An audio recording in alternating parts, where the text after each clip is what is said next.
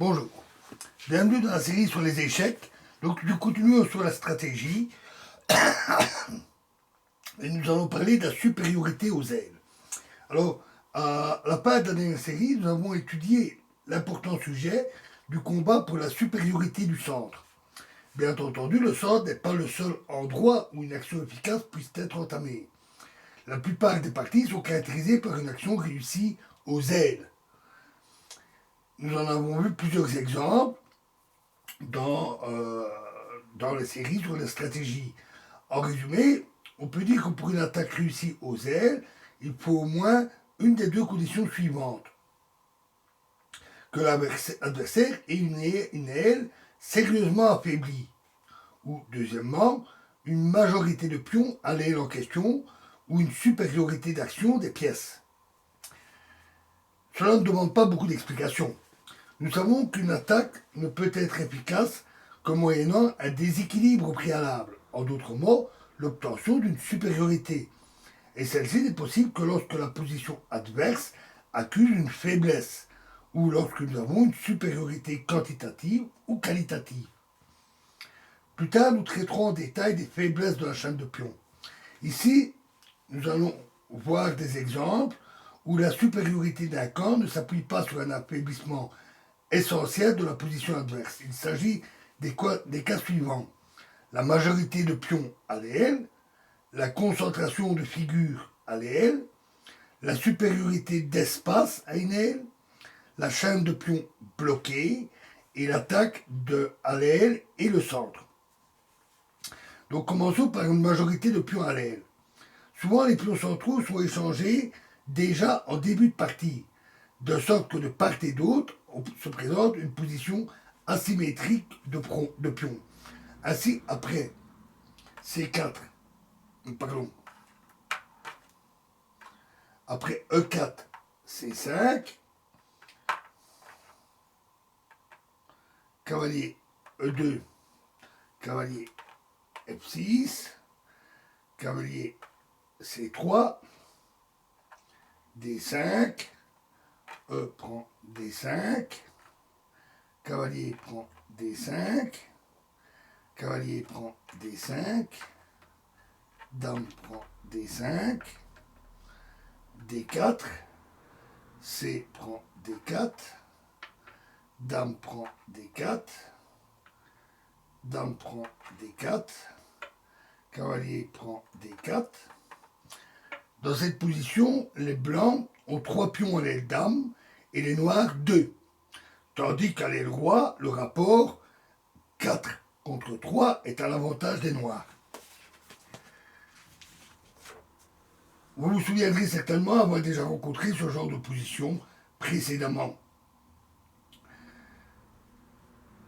Notamment quand on a parlé du pion passé, sa création et sa valorisation. Là, dans la plupart des cas, la majorité de pions permet la création d'un pion passé. La création d'un pion passé constitue le principal but stratégique lors de la valorisation d'une majorité de pions à l'aile. L'étude en question nous apprend comment s'y prendre pour faire avancer les pions afin que leur majorité provoque un pion passé. On en a vu des exemples simples précédemment. Supposons que les deux camps aient effectué le petit roc. Maintenant, on va se mettre comme ceci.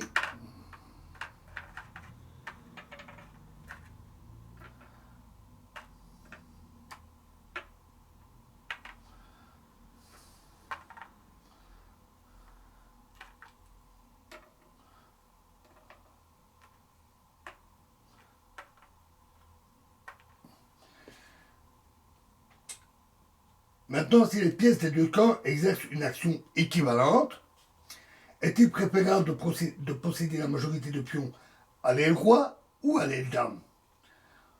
En lisant une partie dans une revue ou un livre d'échecs, on rencontre souvent la remarque: les blancs, noirs ont l'avantage sur la majorité de pions à l'aile dame. Par conséquent, la plupart des joueurs d'échecs savent qu'il est préférable de posséder la majorité de pions à l'aile dame, sans en connaître la raison. Voyons d'abord les cas où, après l'échange de presque toutes les pièces, se présente une finale où les noirs ont une supériorité de pion à l'aile dame. Les blancs, les noirs, supériorité de pion à l'aile dame, et les blancs à l'aile roi. Les deux rois se trouvent encore en G1 et G8. Si les pions des deux camps avancent à l'aile où ils sont majoritaires, les blancs peuvent se procurer un pion passé à l'aile roi. Alors ce pion aura beaucoup plus de difficultés pour se promouvoir car il sera gêné par le roi adverse. Le contraire est vrai pour le pion passé noir. Par conséquent, un des principaux principes stratégiques de la finale est la centralisation des rois en finale. En règle générale, à la première occasion, les deux rois se dirigent vers le centre, d'où ils sont à égale distance des deux ailes. Il est évident qu'après la centralisation des rois, l'avantage de la majorité de pions à les dames devient caduque. Prenons maintenant la situation du milieu de partie. Comme on sait, dans cette phase de jeu, le roi ne peut être actif qu'exceptionnellement. Donc il ne faut pas trop compter sur lui pour s'opposer à l'avance d'un pion passé adverse. Malgré cela, en milieu de partie, la majorité de pions à les dames est généralement avantageuse, notamment parce qu'en milieu de partie, il est souvent impossible, ou du moins très difficile, de se procurer un pion passé par l'avance des pions de les rois. En général, l'avance de ces pions découvre presque complètement le roi et permet à l'adversaire de l'attaquer efficacement avec des pièces.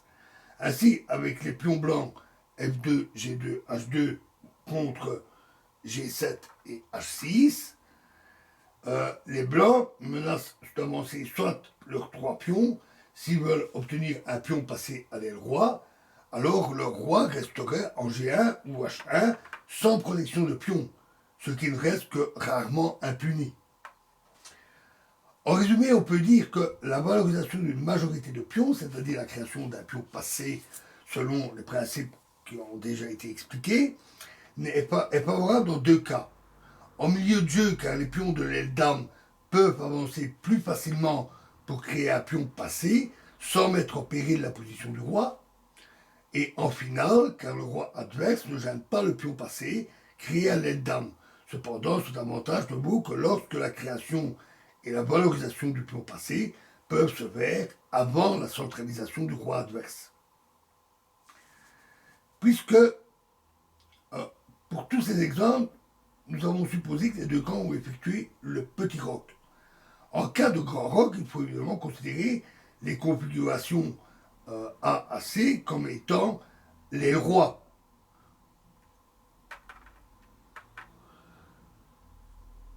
Et tous les principes qu'on a énoncés sont caducs. Seulement attention, ce qui précède peut donner l'impression que la majorité à l'aile dame est toujours avantageuse. Bien entendu, ce n'est pas le cas.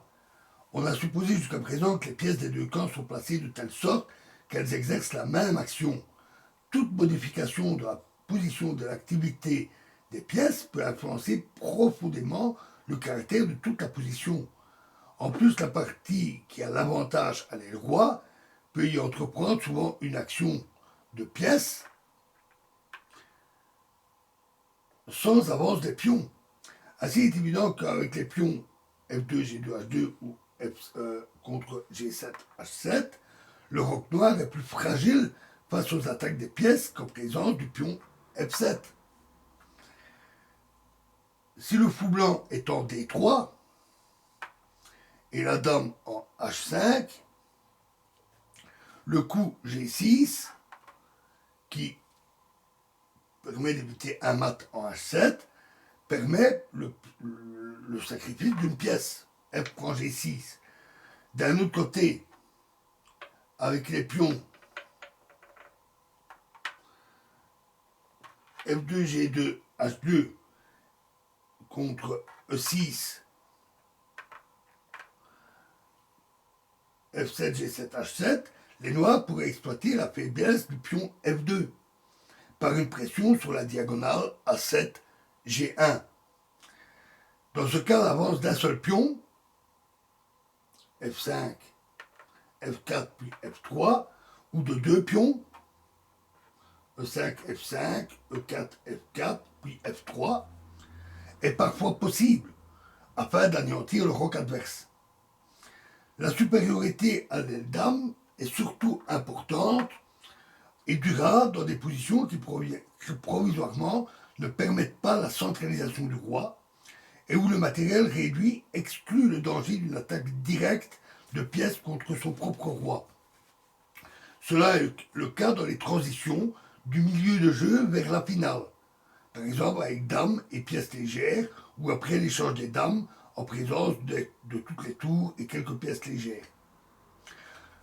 À partir de la prochaine vidéo, nous commencerons à voir des exemples pratiques qui éclairent ces explications. Je vous remercie.